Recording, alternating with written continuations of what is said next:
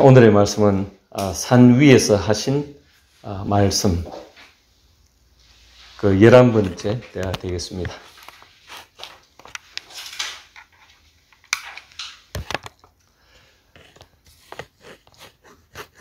공자의 탄생이 먼저겠습니까? 아니면 예수님의 탄생이 먼저이겠습니까? 여러분들 어떻게 생각하십니까? 어떻게 알고 계십니까? 실은 공자 탄생은 BC 551년입니다. 주전 551년이고 예수님의 탄생은 주전 약 4년에서 한 7년 정도 되는 걸로 그렇게 알고 있습니다. 정확하지는 않습니다. 그러면 누가 먼저 태어났나요? 공자가 먼저 태어났습니다.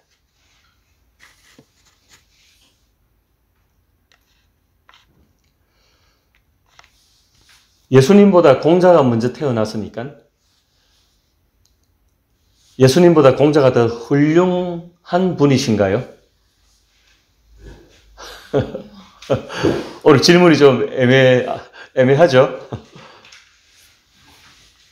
예수님이 공자보다 늦게 태어나셨다고 공자보다 못한 인물이라고는 말을 할 수가 없겠죠. 갈라디아서 4장 4절 5절에 보면 때가 차매 하나님이 그 아들을 보내사 여자에게서 나게 하시고 율법 아래에 나게 하신 것은 율법 아래에 있는 자들을 속량하시고 우리로 아들의 명분을 얻게 하려 하심이라. 그렇게 말씀하셨습니다. 때가 참회라고 했습니다. 때가 되어서 이 때는 누가 정한 때입니까?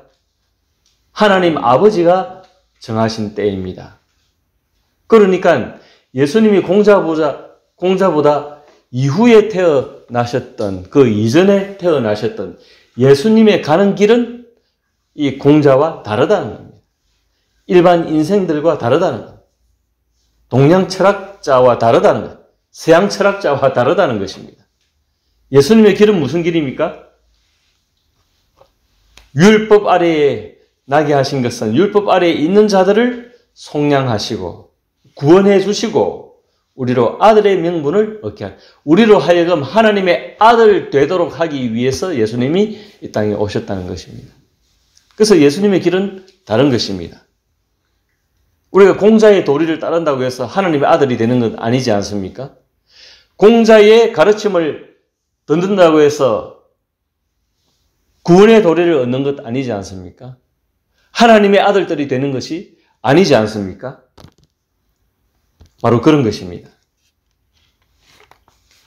잠깐 참고로 아까 예수님 탄생이 BC 4년 이전 한 BC 7년 이렇게 BC 4년, BC 6년, BC 7년 이렇게 보는 분들도 있는데 그 왜 그럴까요?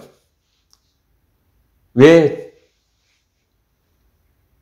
달력상으로 어차피 BC와 AD로 예수님의 탄생으로 BC와 AD로 나뉘어지면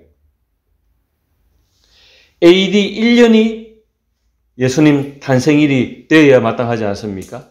그런데 왜 BC 한 몇 년 거슬러 갑니까? BC 4년이든 BC 7년이든 그렇게 됩니까? 그게 굉장히 의문스럽고 우리가 달력이나 그런 어떤 날수를 계산하는 그런 것들을 잘 모르기 때문에 굉장히 알기 힘든 부분이죠. 그 로마를 중심한 그 유럽 사회에서는 이 율리우스 달력을 사용했습니다. 율리우스 시저죠, 로마 황제.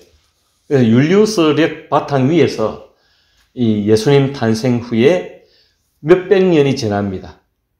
예수님이 탄생하고 나서 또 십자가에 돌아가시고 하늘로 부활하시고 하늘로 승천하신 이후에 한 몇백 년이 지나가지고 로마 황제 가운데 어떤 한 분이 이 예수님의 연대기는 별도로 정하자 그랬습니다. 그래가지고 그 당시 가장 유명한 이 디오니시우스라고 하는 이 학자에게 그 미션을 줘가지고 당신이 연구를 좀 해가지고 이 예수님의 연대기를 좀 이렇게 만들어 봐라. 그래서 이 학자가 연구를 하죠. 그래가지고 이 학자가 어디에 기준을 두는가 하면은 AUC라고 아브, 우르베, 콘디타라고 하는 이 라틴어인데 이 뜻이 뭐냐면 도시 건설 이후입니다.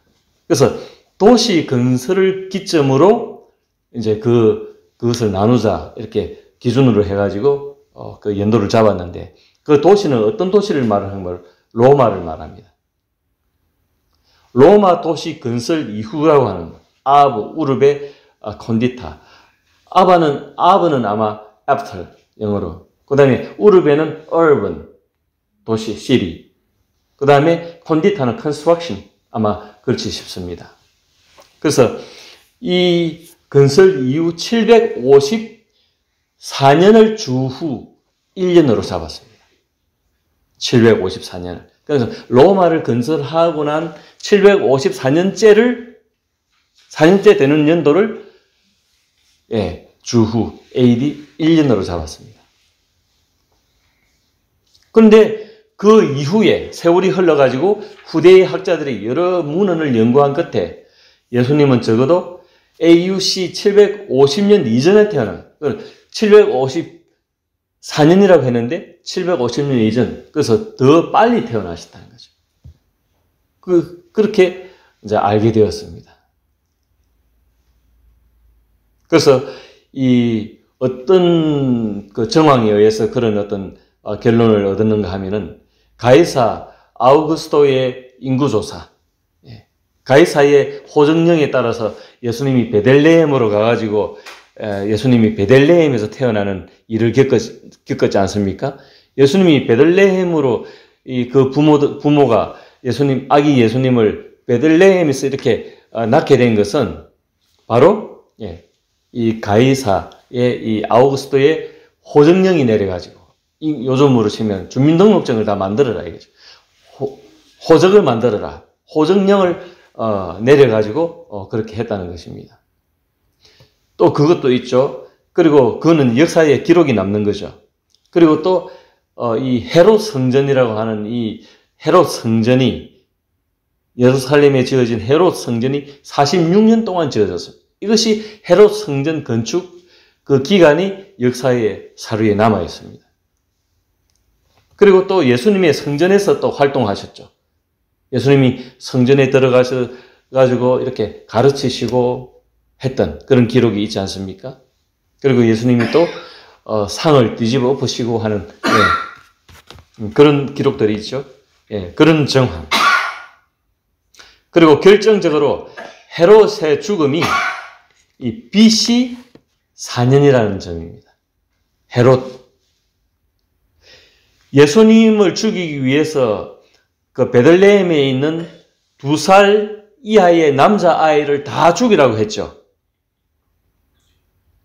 그런데 헤롯이 BC 4년에 죽었다면 남자아이를 다 죽이라고 명령한 것은 BC 4년 이전이지 않겠습니까?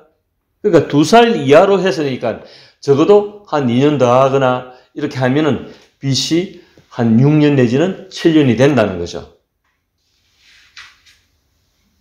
그리고 동방박사들의 등장 후에 베들레헴에 사는 2살 이하의 남자아이를 죽인 사건이죠. 같은 그 맥락이죠. 그리고 다른 한편으로 800년에 한 번씩 일어나는 이 목성과 토성이 만나는 현상이 목성과 토성이 만나는 현상이 BC 7년이랍니다. 이 컴퓨터로 돌려가지고 이 천문학자들이 이렇게 연구를 하면은 BC 7년에 목성과 토성이 만나가지고 굉장히 밝게 빛을 발한답니다. 그래서 가까이 만나가지고 한 약 11개월 동안 가까이 만나고 막 이렇게 움직이는 그런 가운데에 약 3차례 태양, 지구, 목성, 토성이 하나로 쫙 일치되는 그 시점이 그 11개월 동안 3차례나 있답니다. 그 한 차례가 5월 27일, BC 7년 5월 27일, 그리고 BC 7년 10월 6일, BC 7년 12월 1일 그렇답니다. 그래서 우리가 예수님의 탄생이 왜 AD 1년이 아니고 BC 4년 혹은 BC 7년이냐 하는 문제는 그런 어떤 정황 역사적인 어떤 그런 일들이 있어서 그렇게 된 것입니다. 그리고 예수님 탄생 시점에 이때가 그때 예수님인 줄 세상이 알았더라면 예수님이 오셨기 때문에 이때가 AD 1년이다 이렇게 정하면 바로 정해졌을 건데 수백 년이나 흐른 뒤에 따로 정하자. 그래서 그때는 로마가 기독교를 공인을 하고 국교로 삼고 기독교가 이 유럽 사이에 떴기 때문에 로마에 떴기 때문에 그렇게 예수님의 연대를 별도로 만들자 해가지고 이 수백 년을 흘린 이후에 만들고자 하는 그 점에 이 오차가 있다는 점을 여러분 이해를 해 주시면 될 줄 압니다. 참고로 그렇게 말씀드렸습니다.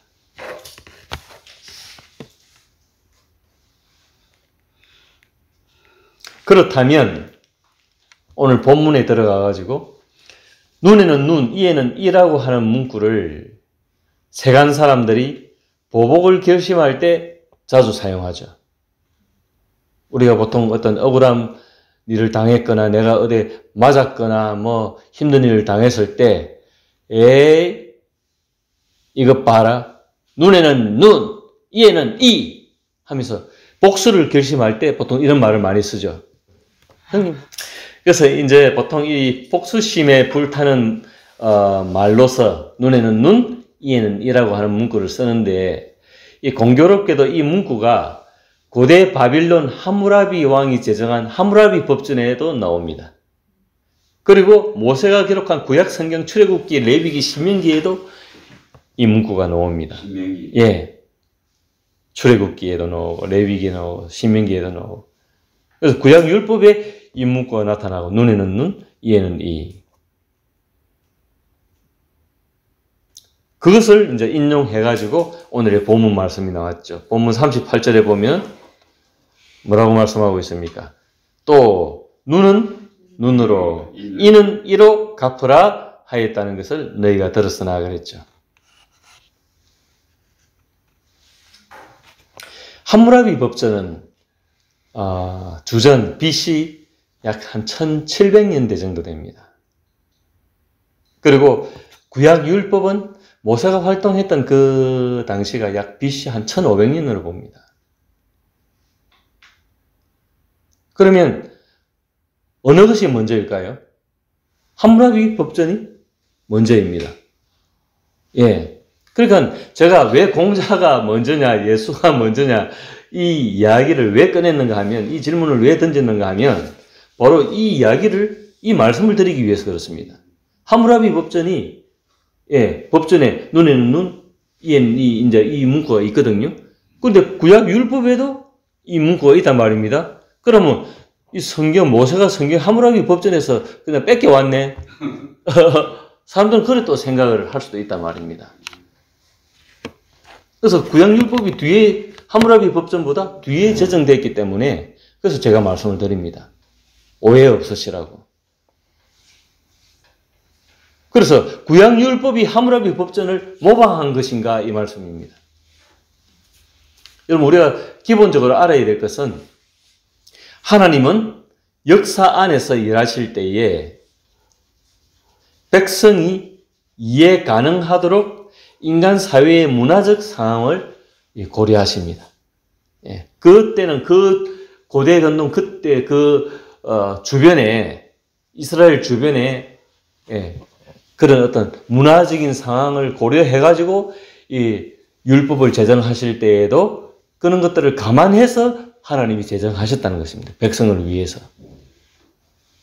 그 점 이해되시겠죠? 그래서 무조건 모세가 무슨 필력이 부족해가지고 또 하나님이 어떤 무엇인가 좀 부족해가지고 하무라비 법전에서 이렇게 좀 보고 뺏기자 하고 뺏긴 게 아니라는 것입니다. 예.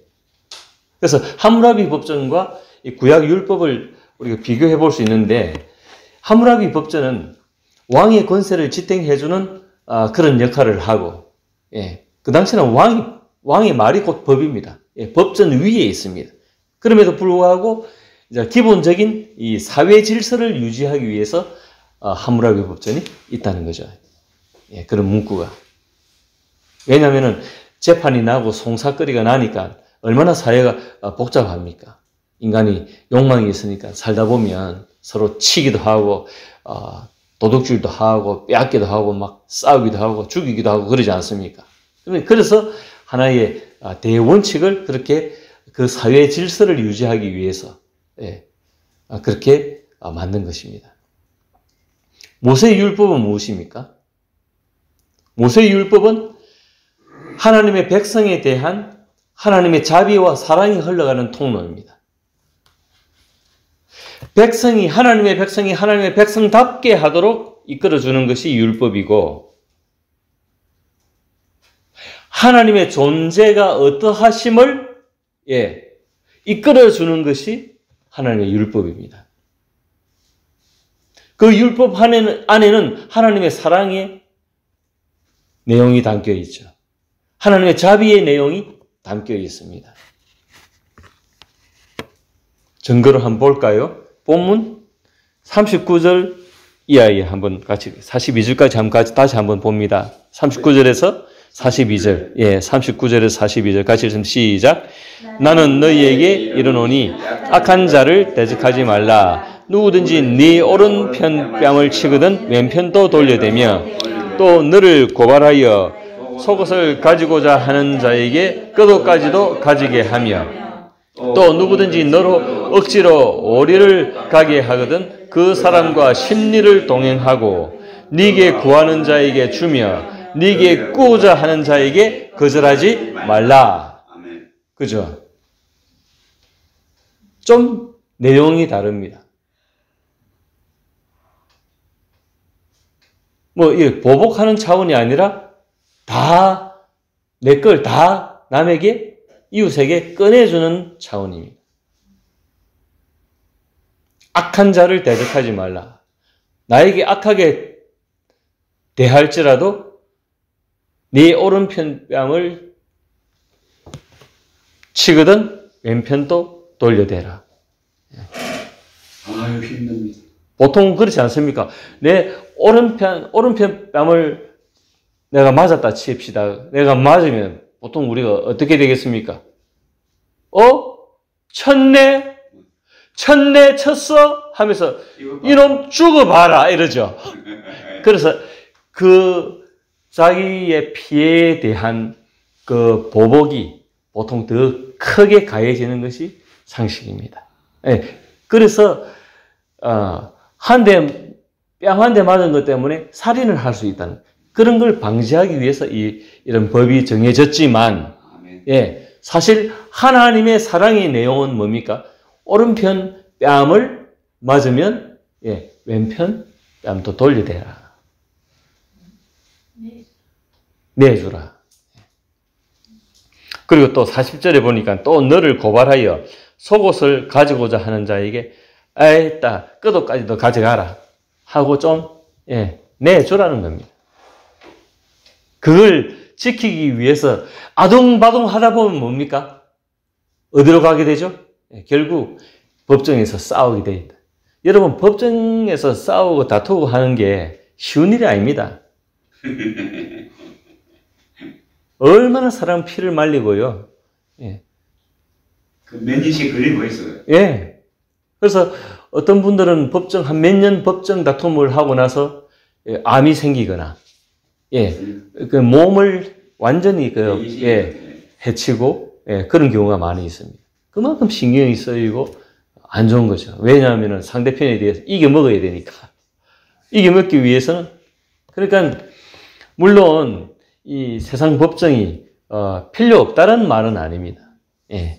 우리의 어떤 기분을 지켜주는 어떤 장치이기 때문에 그것이 선용되는 경우가 많습니다.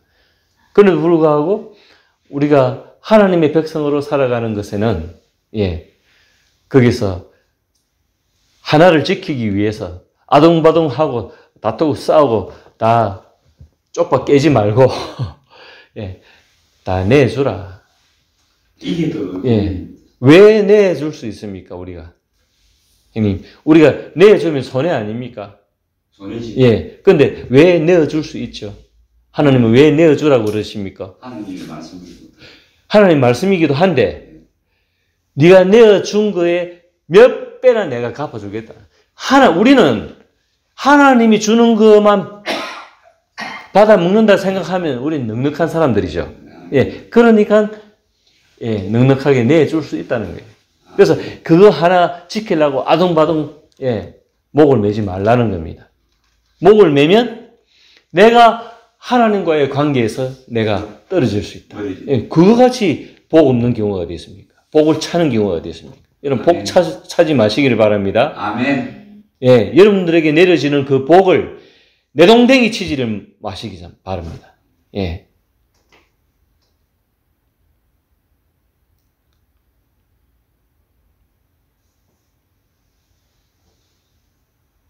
그리고 41절에 보니까 또 누구든지 너로 억지로 오리를 가게 하거든 그 사람과 심리를 동행하고 그랬죠.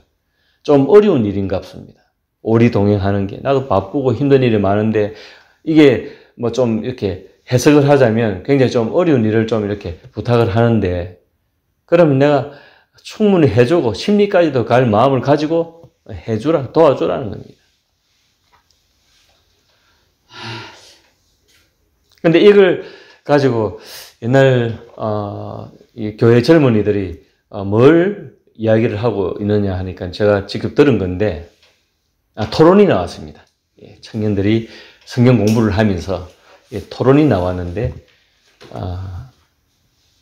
뭘 이야기하는가 하면은 친구가 그때는 우리가 나이트클럽이라는 게 있었습니다. 서면에 뭐 나이트클럽 뭐 남포동에 뭐 그런 클럽이 있었지 않습니까? 친구가 클럽 가자 하면 가줘야 되지 않겠느냐 이제 이런 이야기가 나왔습니다. 형님 뭐 해야 되겠습니까? 저는 거절을 가서 말했는데. 왜 그렇습니까? 그 하나님 율법의 위반이면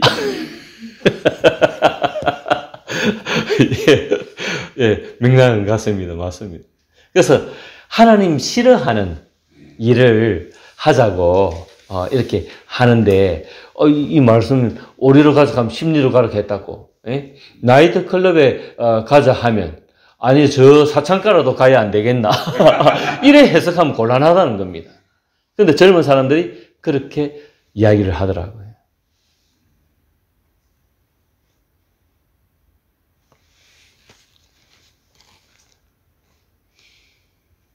그 다음 42절에 보면 네게 구하는 자에게 주며 네게 꾸고자 하는 자에게 거절하지 말라. 사실 이게 굉장히 어려운 부분입니다. 진짜 힘들어요. 굉장히 어려운 부분이고 그러나 어떤 동관계에 있어서는 우리가 또 새롭게 정립해야 될 부분이 있지만 이 말씀에 근거하면은 너희가 가지고 있는 한은 넉넉하게 사람 이웃들을 대해라. 그렇게 말씀하고 있습니다. 저한테 전화를 이렇게 간혹 하는 이 사람들이 있어요. 목사님 되십니까? 단장길교회입니까? 그 위치가 어떻게 됩니까? 그 주소, 그래서 어디입니다. 그래, 맞으시네요. 하면서. 그래서 저보고 좀 도와달라고.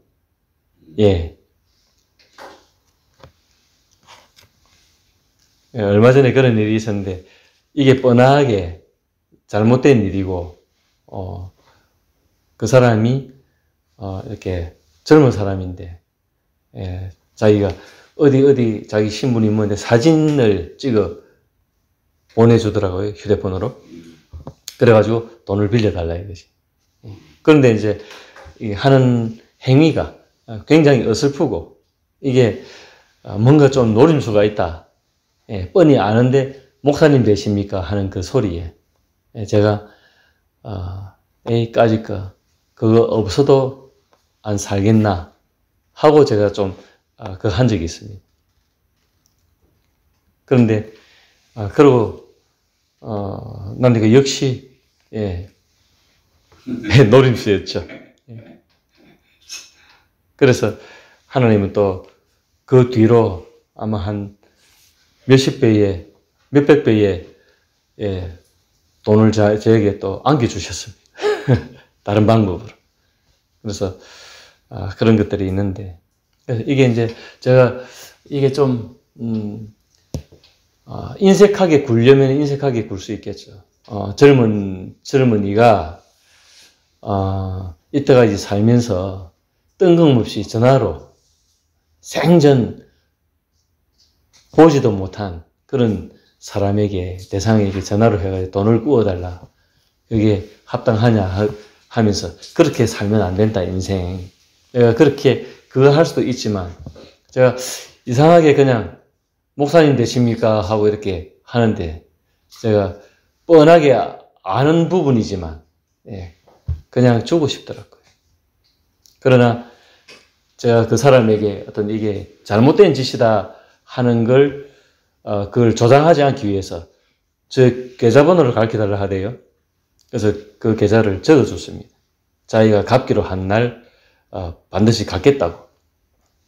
그래가지고 했는데 역시나 뭐 소식도 없고. 물론 이제 제가 이걸 이 뒤를 캐 보면 어떻게 나올 수도 있겠지만 까짓 거 뭐. 그래서 그런 부분이 있습니다. 우리는 이런 그 순간순간들에 우리가 어떻게 하나님의 말씀에 매이고 우리가 어떻게 하느냐 좀 현실적인 그런 부분이 있죠.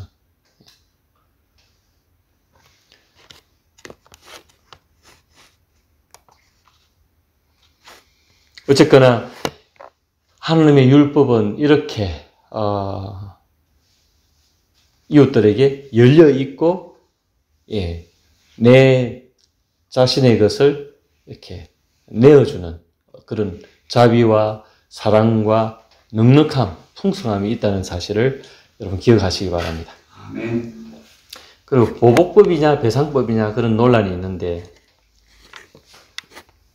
눈은 눈으로 이는 이로 갚으라. 이게 어떤 이들은 그러죠. 이게 성경이 말씀하는 부분은 보상이고 함무라비 법전은 보복법이다. 그래서 다르다.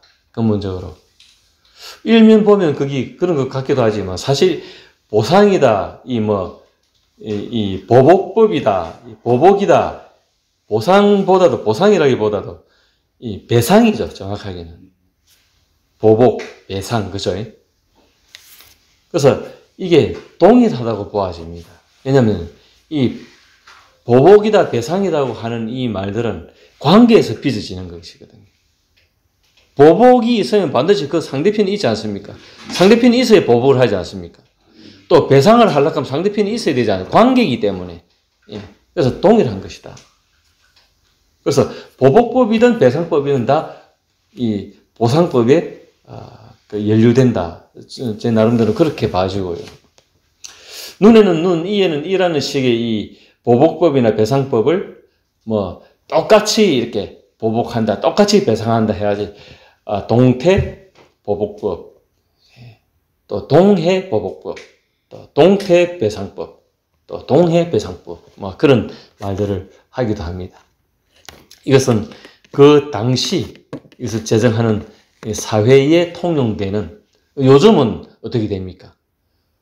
눈 다치게 하면 눈을 똑같이 눈을 찌릅니까? 저 교도소로 보내잖아요. 물질로 보상을 처리를 하거나 합의를 해서, 안 그러면 합의가 안 되면 교도소에 가서 그만큼 대가를 지불하고, 살인을 할지라도 교도소 가서 재판을 해서 교도소로 가지 않습니까? 그래서 야, 그 당시는 너무 처참하게 그렇게 했네. 그 당시 문화이기 때문에 어쩔 수 없습니다. 요즘하고는 또 다르죠. 그래서 율법의 재해석을 예수님이 하고 계신데 우리가 주목해 볼 필요가 있죠. 43절에 보면은 43절을 좀 다시 같이 한번 읽어봅니다. 시작. 또 네 이웃을 사랑하고 네 원수를 미워하라 하였다는 것을 너희가 들었으나. 그렇죠. 내 이웃을 사랑하고 내 원수를 미워하라 하였다. 네 원수를 미워하라 하신 적이 있습니까? 하나님이?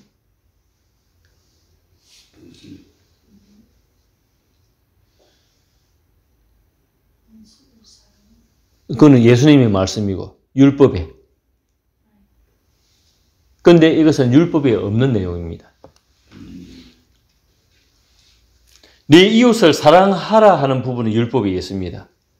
그런데 내 원수를 미워하라 하는 부분은 바리새인들이 유대 종교가들이 첨가를 시켜놨습니다. 그들이 하기 좋도록. 그들이 이 문구를 넣어야 그들 마음대로 집행을 할 거 아닙니까? 미운 놈 잡아다가 족치고.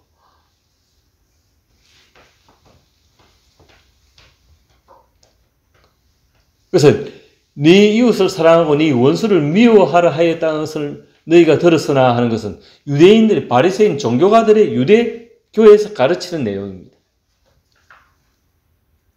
이것은 모세 율법이 아니라 유대 율법입니다. 유대교의 율법입니다. 그래서 레위기 19장 17절 18절에 보면 이 대목이 있죠. 너는 네 형제를 마음으로 미워하지 말며 네 이웃을 반드시 견책하라. 그러면 네가 그에 대하여 죄를 담당하지 아니하리라. 원수를 갚지 말며 이랬죠.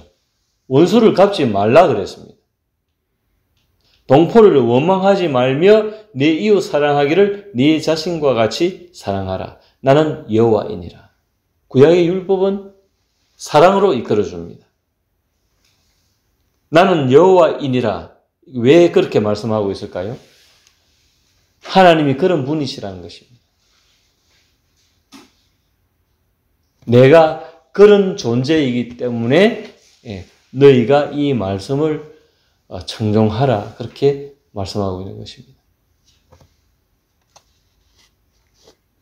그래서 한 율법사에 이 예수님을 시험하여서 던진 질문이 있죠. 마태복음 22장 37절 이하에 보면은 예수께서 이르시되 네 마음을 다하고 목숨을 다하고 뜻을 다하여 주 너희 하나님을 사랑하라 하셨으니 이것이 크고 첫째 되는 계명이요 둘째도 그와 같으니 네 이웃을 네 자신같이 사랑하라 하셨으니 이 두 계명이 온 율법과 선지자의 강령이니라 그랬습니다.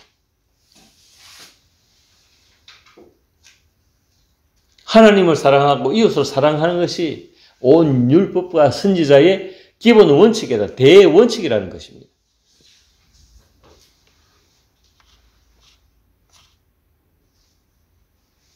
그래서 네 원수를 미워하라고 첨가한 이 바리새인들의 이 가르침은 잘못됐다는 거죠.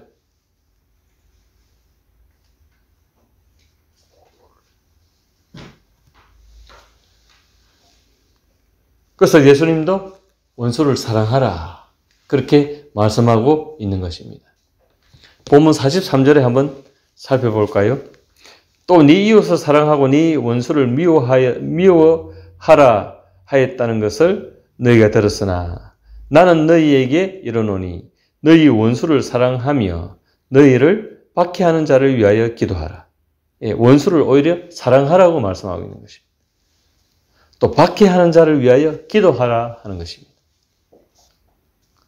이게 잘 됩니까? 잘 안 됩니다. 그런데 저도 잘 된다라고는 말씀드릴 수는 없지만 기억나도록 제가 오히려 저를 박해하거나 예, 저희 괴롭힘의 대상이 되는 그 대상을 위해서 기도했을 때 놀라운 일들이 일어나는 것을 경험한 적이 있습니다. 여러 차례. 그런데 인간의 마음이라고 하는 것은 온전치 못해가지고 완전하게 지워지지 않습니다. 꿈에서도 벌떡벌떡 일어나. 예. 자다가도 벌떡벌떡 일어나. 잊어버려도 잘 예. 안 되잖아요. 잘 안 되죠. 예. 그러니까 항상 이 말씀을 우리가 염두에 두고 자꾸 실행을 해야 된다는 거죠.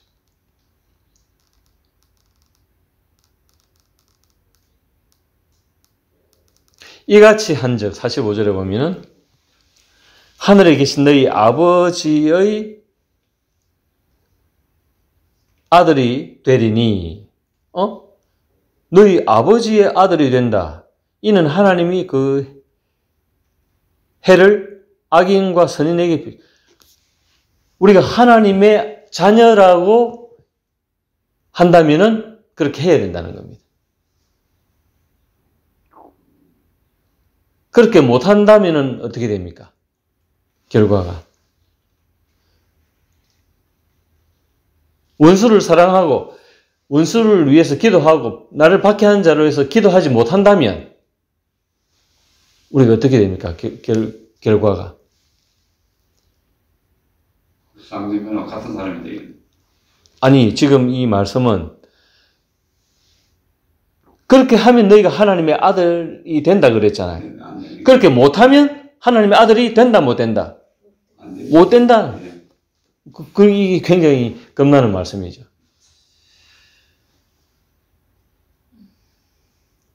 그래서 어디에 숨지 말라?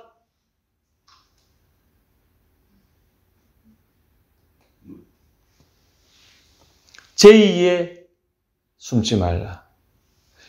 교회 가서 예배 드리고 하는 부분에 내가 땜빵을 하지 말라는 거죠. 하나님께 예배 드리는 것으로 내 할 일을 다 했다라고 생각하지 말라는 겁니다. 너희의 삶 속에서 이것이 집행되어지느냐 안 되느냐에 따라서 하나님의 자녀다 아니다가 판가름이 난다는 겁니다. 하나님은 그걸 본다는 겁니다. 그런데 이거 우리가 잘 못하니까 이거 하기 싫으니까 미운 놈은 여전히 미워해야 되니까 어디에 숨는다? 교회에 들어가서 숨는다는 거죠.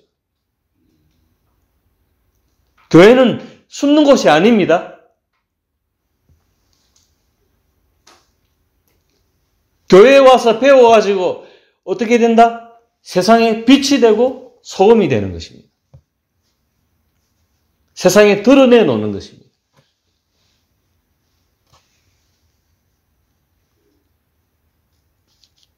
그래서 너희가 너희를 사랑하는 자를 사랑하면 무슨 상이 있으리요? 세리도 이같이 아니하느냐? 또 너희가 너희 형제에게만 무난하면 남보다 더하는 것이 무엇이냐? 이방인들도 이같이 아니하느냐? 그러므로 하늘에 계신 너희 아버지의 온전하심과 같이 너희도 온전하라. 너희가 이 점에 있어서는 온전하게 행해야 된다는 것입니다. 그래서 우리가 신앙이 무엇이냐? 신앙이 있다라고 하는 것은 이런 말씀에 순종이 있어야 된다는 거죠. 이게 잘 안 되기 때문에 자꾸 교회에 들어가서 숨으려고 하는 거죠. 제가 교회 다니지 말라는 말씀입니까? 아니죠. 자꾸 오해하는 분들이 많아요. 제가 이렇게 말씀을 드리면 제 목사는 교회 오지 말라 하는 것 같더라. 자꾸 그렇게 오해를 하고 하는데 그게 아닙니다. 그러나 이런 일을 무시하고 교회 속에서만 해결하고 땜빵질을 하려고 하지 말라는 것입니다. 우리 신앙을. 그래서 우리의 삶의 현장이 중요합니까? 중요하지 않습니까? 중요합니다. 하나님의 자녀로서의 판가름이 나는 곳이 우리 삶의 현장입니다. 교회 안이 아니고. 그래서 저 사람이 어떤 사람이 신앙이 좋다 안 좋다를 교회 직분에 충실하냐, 얼마나 열심을 내었냐, 교회에 얼마나 헌금을 많이 했냐, 이런 류의 종교적인 제2의 죄를 가지고 자꾸 판가름하지 말고 세상 속에서 자기의 삶의 현장에서 직장에서 가정에서 이렇게 얼마나 어떻게 사느냐 하는 그 부분이 중요하다.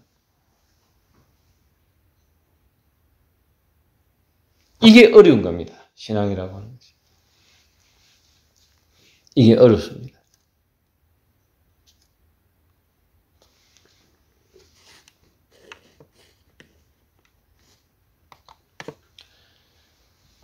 예수님의 말씀에 율법에 대한 말씀의 요지는 그렇습니다. 요지는 원수를 사랑하라. 하나님을 사랑하고 내 이웃을 사랑하라.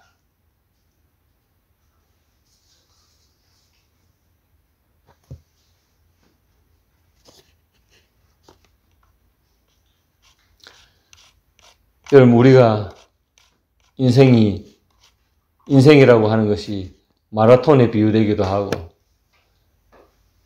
짧은 것 같지만 때로는 길게 느껴지고, 긴 것 같지만 때로 짧게 느껴지기도 하는 것이 인생이긴 하지만, 이 한도가 있지 않습니까? 우리 주변을 살펴보면. 늘 그 자리에 있을 것 같은 사람이, 없습니다. 나는 이 땅에 붙박이로 있을 것 같지만 그렇지 못합니다. 때가 되면 가야 됩니다. 그러나 우리는 더 상상을 초월하는 좋은 곳으로 가는 게 문제죠.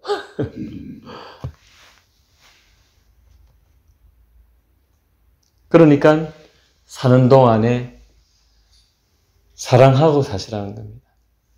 사랑하고 사시라. 저도 예전과 다르게 요즘은 가족에 대한 생각이 너무 많이 애틋합니다. 예.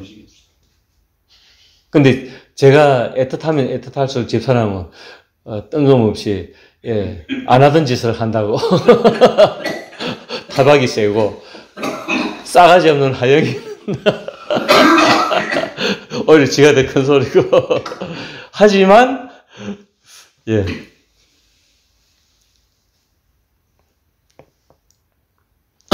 그 애틋함을 속일 수가 없습니다. 그래서 굉장히 소중합니다. 제가 같이 이렇게 밥 먹는 것조차도 소중합니다. 맞습니다. 아멘. 간혹 가다가 한 번씩 또 외식하는 것도 너무 소중합니다.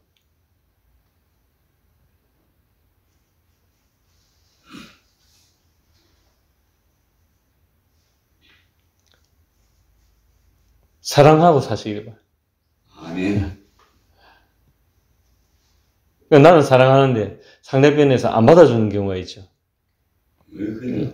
뭐 내버려 두면 됩니다. 근데 내 안에서 해결하면 되는 거예요. 내가 제의를 했는데도 안 받아주면 시간이 필요한 겁니다. 세월이 필요한 겁니다. 우리가 사는 동안 해결 안 할 수도 있습니다. 그럼 그거 어쩌라고요, 우리가. 사람의 힘이 한계가 있고, 우리가 우격다짐으로 되는 거 아니죠. 난 네 사랑하는데, 네 왜, 나한테 왜 그래? 이래 이야기할 수는 없잖아요. 자기 자유니까. 그래서, 아울러서, 결론적으로 사랑하되, 이 사랑은 집착하는 것이 아니라 오히려 자유하는 것이다. 더불어 제가 겸해서 말씀드립니다. 여러분, 자유하시. 묶어두려고도 하지 말고, 내게서 빠져나가는 거는 빠져나가도록 해라. 그걸 붙잡으려 하면 거기서 문제가 생깁니다. 그는 물질도 그렇고 사람도 마찬가지입니다. 그는 뭘로 채워진다? 하나님으로 채워진다. 하나님이 주신 통로가 우리는 분명히 별도로 있습니다. 그래서 우리는 손해볼 일이 없다는 겁니다. 그 점을 기억하시고 주님이 율법을 잘못 해석해서